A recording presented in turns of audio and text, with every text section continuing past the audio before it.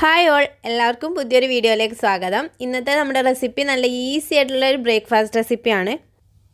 വീഡിയോയിലേക്ക് പോകുന്നതിന് മുമ്പായിട്ട് നമ്മുടെ ചാനൽ ഇഷ്ടമാണെങ്കിൽ ലൈക്ക് ചെയ്യാനും നിങ്ങളുടെ അഭിപ്രായങ്ങളെ കമൻ്റായിട്ട് അറിയിക്കാനും മറക്കല്ലേ.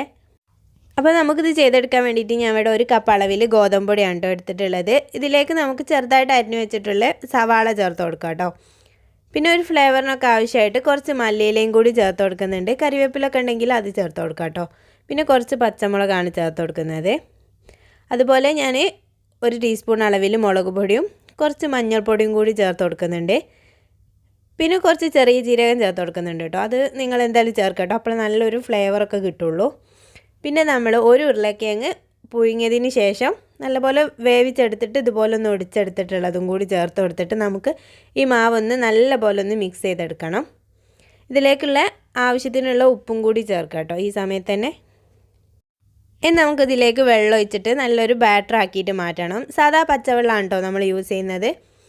ഒരു തിക്ക് ബാറ്ററായിട്ടാണ് നമുക്ക് ഈ ഒരു മാവിനെ കിട്ടേണ്ടത്. അപ്പോൾ അതനുസരിച്ച് കുറച്ച് വെള്ളം ചേർത്ത് മിക്സ് ചെയ്തതിന് ശേഷം നമ്മൾ ചെയ്തെടുക്കാം കേട്ടോ. ഉരുളക്കിഴങ്ങൊക്കെ ചേർത്തതുകൊണ്ട് തന്നെ കുറച്ചധികം വെള്ളം ആവശ്യമായിട്ട് വരും.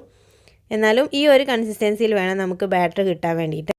ഇത് നമുക്ക് റെസ്റ്റ് ചെയ്യേണ്ട ആവശ്യമൊന്നുമില്ല കേട്ടോ. പെട്ടെന്ന് തന്നെ ഒരു പാനിലേക്ക് ഈ ഒരു കട്ടിയിലാണല്ലോ, അപ്പം ഒന്നോ രണ്ടോ തവി ഒഴിച്ചിട്ട് കുറച്ചൊരു കട്ടിക്ക് തന്നെ ഓവർ പരത്തിയെടുക്കാതെ എന്നാൽ കയ്യിൽ വെച്ചിട്ട് പരത്തുന്ന ആ ഒരു മാക്സിമം ജസ്റ്റ് ഒന്ന് ഇങ്ങനെ പരത്തി കൊടുക്കാം കേട്ടോ.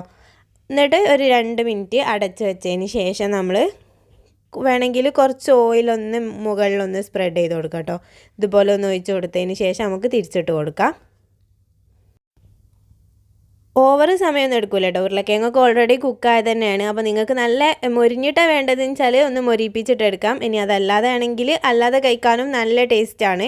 കറിൻ്റെ ഒന്നും ആവശ്യമില്ല. ഇനി വേണമെങ്കിൽ ഒരു ചെറിയ ചട്നിയോ തൈരോ എന്തെങ്കിലും ഉണ്ടെങ്കിൽ അടിപൊളി ടേസ്റ്റ് ആയിരിക്കും. രാവിലെ രാത്രി ഒക്കെ കഴിക്കാൻ പറ്റിയൊരു അടിപൊളി സംഭവം തന്നെയാണ്.